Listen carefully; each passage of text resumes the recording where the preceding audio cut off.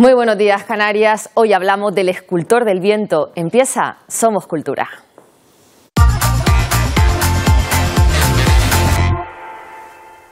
El mundo ha cambiado mucho en los últimos 100 años. No había teléfonos móviles, faltaban más de 20 años para que la televisión llegara a España. La música se escuchaba en discos de pizarra. No se puede decir que en estas 10 décadas se inventara la rueda, pero casi. Porque hace un siglo nació Martín Chirino, que hizo no de la rueda, pero sí de la espiral, una figura capaz de generar obras de arte que asombraron al mundo. Hoy dedicamos este espacio a conmemorar la figura del que, sin discusión posible, ha sido uno de los grandes artistas nacidos en nuestro archipiélago. Hoy Martín Chirino, aquí en Somos Cultura. 100 años cumple Martín Chirino y su obra sigue tan vigente como siempre, aunque bueno, más años todavía tiene Mozart y su obra también sigue vigente, tanto que este mismo fin de semana se interpreta en Canarias. Concretamente, el oboe solista Albert Mayer une fuerzas con la Orquesta Filarmónica de Gran Canaria para ofrecer un programa centrado exclusivamente en Mozart. Arranca con el Così fan tutte y de ahí para arriba. Albert Mayer es solista en la Filarmónica de Berlín. Y bueno, yo no sé si el término tremendísimo máquina es muy canónico, pero se ajusta bastante al caso que nos ocupa. Esta tarde, a las 8, en el Auditorio Alfredo Kraus, en Gran Canaria. En La Palma, en la Biblioteca Pública de los Llanos de Aridane, esta semana el Club de Lectura Ancestros se reúne para hablar de La Vegetariana, la obra de la reciente Premio Nobel de Literatura Han Kang. Esta tarde a las 7, si empiezan ahora les da tiempo de leerlo, no llega a las 200 páginas. Y de un club de lectura a una proyección de cine. Viernes, sábado y domingo a las 9 de la noche se proyecta en el TEA en Santa Cruz de Tenerife Knick Up, una película sobre la banda irlandesa de rap del mismo nombre, música urbana de alta intensidad que se genera con vidas urbanas también de alta intensidad. Ahora que si lo que usted quiere es celebrar el centenario de Martín Chirino, Martín Chirineando, pues sepa usted que se acaba de inaugurar en el Centro Atlántico de Arte Moderno en Gran Canaria una exposición realmente interesante. Dicho queda. Y además estamos hablando de la exposición, la mayor exposición y la más completa sobre la obra de Martín Chirino. Por eso nos hemos desplazado hasta aquí, hasta el Centro Atlántico de Arte Moderno, para hablar con su director, con Orlando Brito. Muy buenos días y gracias por atendernos. Muy buenos días y un placer. Orlando, queremos hablar de la figura de Martín Chirino y queremos sobre todo que nos digas, para una persona que no conoce nada de su obra, nada de su figura, ¿por dónde tiene que empezar?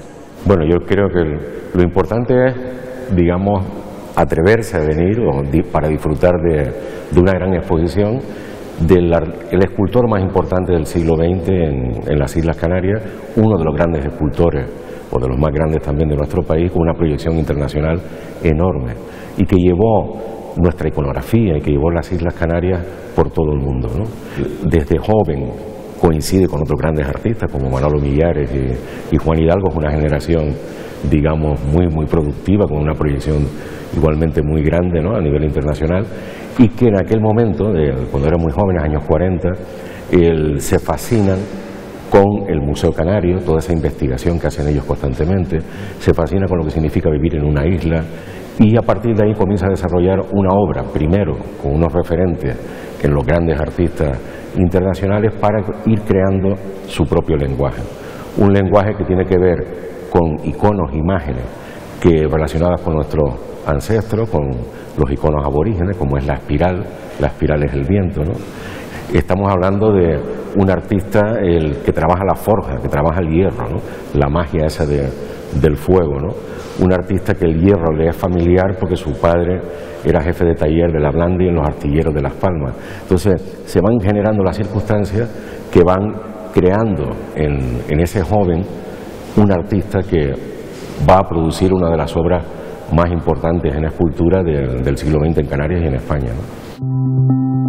Cuantificar las obras de Martín Chirino fuera de España es una labor difícil, pues su proyección internacional fue muy fecunda a partir de 1960, cuando el grupo El Paso, entre los que figuraban pintores como Rafael Canogar, Luis Feito, Juana Francés o Manolo Millares, entre otros, pretendían vigorizar el arte español y realizar una simbiosis entre la tradición dramática de España y los lenguajes de vanguardia. Esto hizo que en 1960 dieran el salto a Estados Unidos. La muestra New Spain Painting and Sculpture en el Museo de Arte Moderno de Nueva York, en el MoMA, les llevó al éxito. Allí Chirino expuso 4 esculturas, una itinerancia internacional que concluiría con la última exposición del colectivo antes de su disolución, en la Galería del Ático en Roma. En 1972 el artista instaló su taller en Estados Unidos, gracias a la mediación del mismísimo Rockefeller. Nueva York será una ciudad en la que pasará grandes temporadas, aunque el artista siempre se consideró errante. Sus obras, que conjugan lo aborigen, lo primario, las pintaderas canarias y lo universal y simbólico como el viento, permeabilizan en todos los mercados artísticos. En el pensamiento estético de Martín Chirino hay siempre una voluntad de vincular lo local, lo canario, con lo global, con lo internacional, sin caer en una irreductibilidad, digamos, de perspectivas pequeñas, sino en realidad tratando de ir siempre a configuraciones reflexivas amplias. Espiral de hierro cerrado en su punto de partida, que se extiende y planea para que esta materia sugiera la simulación de levedad y ligereza a la que aspiran algunas de mis obras. Con esto he intentado hacer una síntesis de todo este proceso, es decir, desde la espiral esta que tiene un origen oscuro y tal, y que realmente por razones estéticas a mí me impacta, hasta que llego realmente a lo que son los aerógrafos, ¿no? Que es la misma espiral que se abre, se expande, intenta volar y quiere recuperar otra vez la levedad. Por lo tanto, es el viento. Pero no solo sus obras están presentes en Estados Unidos, también Venezuela y Chile lucen piezas de la serie Afrocán o El Viento, y diferentes piezas en Roma, Londres, París, Colonia, Amberes, Bruselas y hasta Corea. Piezas que son testigo de las ideas de aquel niño que quiso mover el horizonte en la playa de las canteras y al final lo consiguió.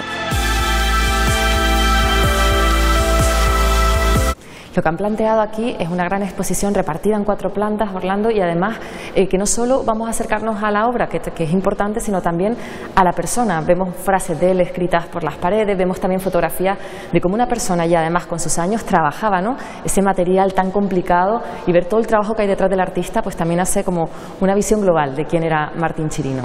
Creo que la exposición, felicitar de nuevo a los comisarios, hay un equilibrio, ¿no? Está muy bien equilibrado en el sentido de lo que es su obra escultórica, lo que es el pensamiento de Chirino. Él era un pensador, era una persona que estaba constantemente reflexionando sobre el sentido de la existencia, el sentido de los límites, de los horizontes, etcétera, y eso se recoge en muchas de sus frases. También imágenes, hay imágenes que no podemos ver como detrás de ustedes, ¿no?, al propio artista en su forja. Y después hay 2 elementos que creo que son destacables.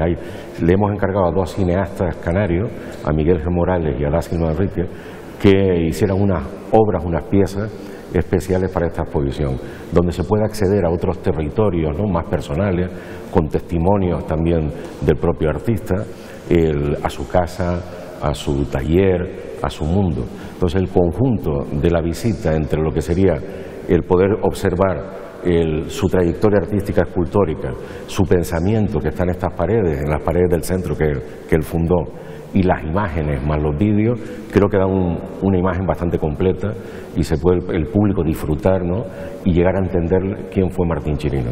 Lo has mencionado ahora mismo, esto es un reencuentro también de Chirino, ¿no?, con el CAM. Él fue su primer director, tú trabajaste con él codo con codo.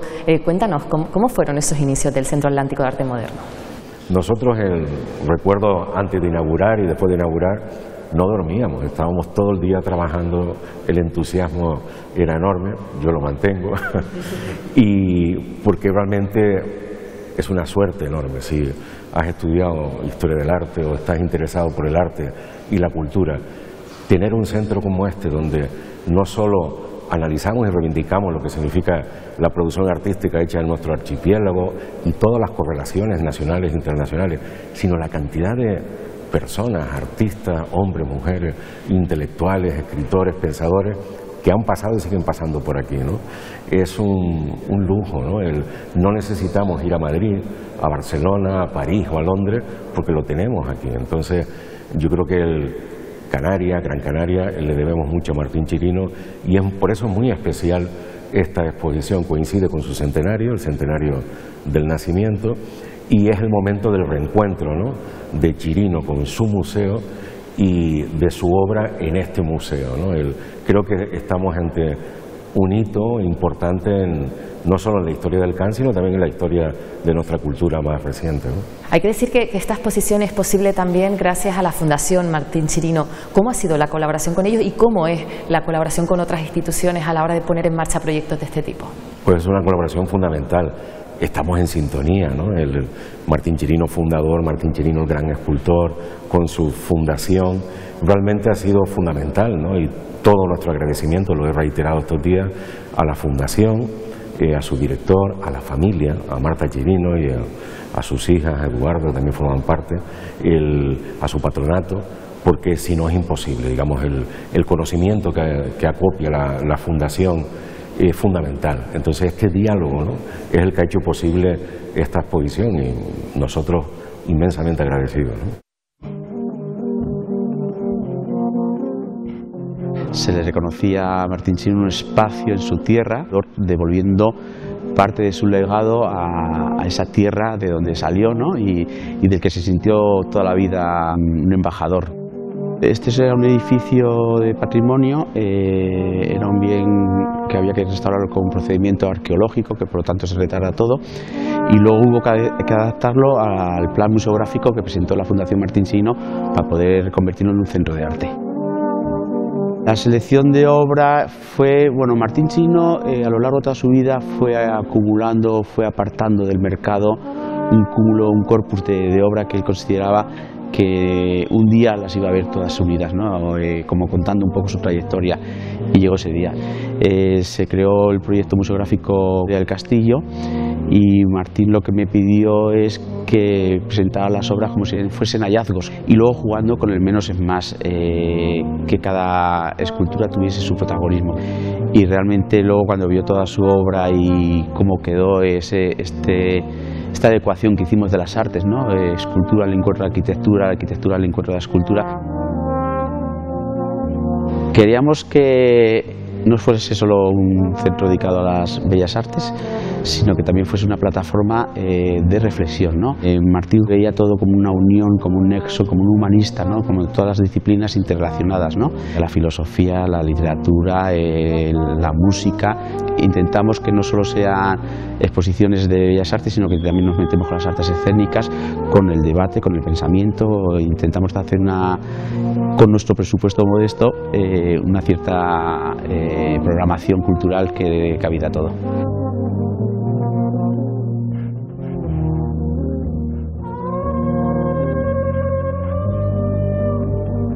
Esto se puede decir, es la gran exposición del Can este 2025, ¿no? Esto tiene un trabajo detrás, estas piezas, trasladarlas, muchas vienen de muchísimos museos de colecciones privadas. Lo que hay detrás, que la gente no conoce, es un trabajo inmenso. Orlando, cuéntanos un poco también cómo ha sido ese proceso. Aquí hay obras que vienen de museos muy importantes españoles, como el Museo Reina Sofía, ¿no?, nos presta 3 obras, el Iván de Valencia, el Instituto Valenciano de Arte Moderno, la Fundación La Caixa, el Museo de Arte Abstracto de Cuenca, el Patio Herreriano, que tiene este museo de escultura. Coleccionistas privados, muchos, ¿no?, coleccionistas privados, Gobierno de Canarias, instituciones múltiples, ¿no?, y esto no se organiza ni siquiera en un año, ¿no? Primero se llega a un acuerdo entre otras instituciones para ver quiénes son los que pueden dar el sentido, ¿no? El sentido es lo que estamos viendo, ¿no?, articular de qué manera mostrar a Chirino, qué obras seleccionar, qué otros elementos incorporar en la exposición, y se decide hacer una colaboración entre 2 comisarios, ¿no?, un especialista como es un pensador, Fernando Castro Flores, y un especialista en la obra de Chirino como es el director de su fundación. De ese diálogo, digamos, sale la selección de obras, sale el concepto de esta exposición, y después nosotros en paralelo tenemos todo un aparato de gestión con especialistas, conservadoras, registro, restauradores, y comienza toda esa petición de préstamos que llevan bastante tiempo. Por ejemplo, Reina Sofía se reúne 2 veces al año para decidir qué se presta, qué no se presta, con un comité. Entonces hay unos plazos, ¿no? Es una producción realmente compleja, pero tiene un proceso también muy satisfactorio. Quiero decir que ya tenemos tal pieza, tenemos otra, esta no la hemos podido conseguir. A ver el comisario que dice, una alternativa. Se ha encontrado otra obra. Los museos a veces exigen una figura que se llama el correo. El correo viene acompañando a la obra y el día que se abre, él perita junto con nosotros o ella perita junto con nosotros. Es como un puzzle que se va montando y va disfrutando, ¿no? Porque mira, ya está esta pieza, está la otra, ¿no? Lo dicho, Orlando Brito, muchísimas gracias por atendernos. Ya saben que tienen 6 meses para visitar el Centro Atlántico Moderno, esta exposición dedicada al centenario de la figura de Martín Chirino, pero antes tienen otra cita, los premios Oscar. Nos trae toda la actualidad Benjamín Santana. Quedan solo unas horas para que se entreguen los premios más importantes, o al menos los más populares del mundo del cine, los premios Oscars. Evidentemente no estamos en el Dolby Theater de Los Ángeles, pero nos hemos venido a uno de nuestros teatros más importantes para hacer algo de ambiente. Estaremos, ese sí, delante de la televisión para ver cualquier detalle, escándalo, noticia que se produzca alrededor de esta ceremonia que mueve cada año, según la Academia, a más de 1.000 millones de personas. Evidentemente todas las miradas estarán puestas en una mujer, Carla Sofía Gascón, después de retirarse de los focos tras el escándalo de sus mensajes en redes sociales. Pero sorpresa, porque esta semana anunciaba que sí estará en los Oscars. Su paso por la alfombra roja y todo lo que diga, si va acompañada o no del equipo de la que era hasta hace poco una de las grandes favoritas del año, Emilia Pérez, y si se menciona o no su caso en los monólogos de la ceremonia, multiplican por 10 el interés de su presencia. Pero polémicas aparte, hay muchas incógnitas que aún no se han resuelto. Si Anora, una película que pasó inadvertida por nuestra taquilla, da la sorpresa después de una recta final llena de premios, o si Demi Moore se lleva o no un premio que definirá su carrera, o si Conclave, una película que parece haberse estrenado en el momento justo con la enfermedad del Papa, pega finalmente la campanada. Pero también llama mucho a la atención la presencia de 3 películas entre las candidatas al Oscar que son musicales, un género que, como el de las películas del oeste, parecía condenado a desaparecer. Hay 2 más tradicionales, Wicked y Emilia Pérez, pero este mismo viernes se estrena el tercero, toda una joya que narra la llegada de un joven Bob Dylan a Nueva York. El director James Mangold ha conseguido darnos una película que, a pesar de que transcurre durante varios años, nos cuenta de manera muy natural y fluida cómo Bob Dylan luchó para ser fiel a su propio estilo a pesar de la presión de sus propios seguidores y amigos. Un increíble Timothée Chalamet se convierte en el genial cantautor, ganador del premio Nobel y que podría ser el único que impida ganar por segunda vez a Adrien Brody. ¿Tienes alguno para mí? Sí, Jesús. Y seguimos hablando de estrenos y de Oscars, porque hoy se estrena también Mi única familia, una de las grandes olvidadas en esta edición. A pesar de las nominaciones de la actriz Marianne Jean-Baptiste en todas las entregas de premios, no pudo estar en el grupo finalista. Ella interpreta a una mujer profundamente infeliz que descarga toda su ira contra todo el que lo rodea. Ha estado acosándome gente todo el día. Estoy hasta las narices. Merritti está muy decepcionado contigo y te quiere muerto. Y terminamos con un director que hace unos años era seguro de nominaciones y premios, pero que entró en la lista de personas canceladas hace años con sus horribles opiniones de los judíos y homosexuales. El australiano Mel Gibson vuelve a la dirección con el thriller Amenaza en el aire, una película de acción ambientada en un único escenario, una pequeña avioneta que no ha conseguido convencer demasiado a la crítica. Por alguien a quien todo le resbala. Y en cuanto a las series, tenemos que echar la vista al pasado y recuperar una de las mejores historias de televisión que reflejaban lo que es ser nominado y perder, o por ejemplo, lo peor, figurar en ese triste In Memoriam donde están todos los artistas que perdimos durante el año pasado. Les hablo de Feud, Bette y Joan, centrada en la enemistad que durante años enfrentó a Bette Davis y Joan Crawford. En la serie veíamos como Bette Davis comentaba que tras años de tanto trabajo, los Oscars solo te dedican un segundo cuando te mueres. Y justo en esta semana pre-Oscars nos llegaba una noticia que nos dejaba la sonrisa helada, la muerte del actor Gene Hackman, un actor que consiguió 2 Oscars, uno por French Connection y otro por Sin Perdón. 2 buenas películas para recordarlo. Con él nos vemos en 7 días. Aquí lo dejamos, terminamos Somos Cultura. Recuerden que volvemos, si ustedes quieren, como siempre, el próximo viernes.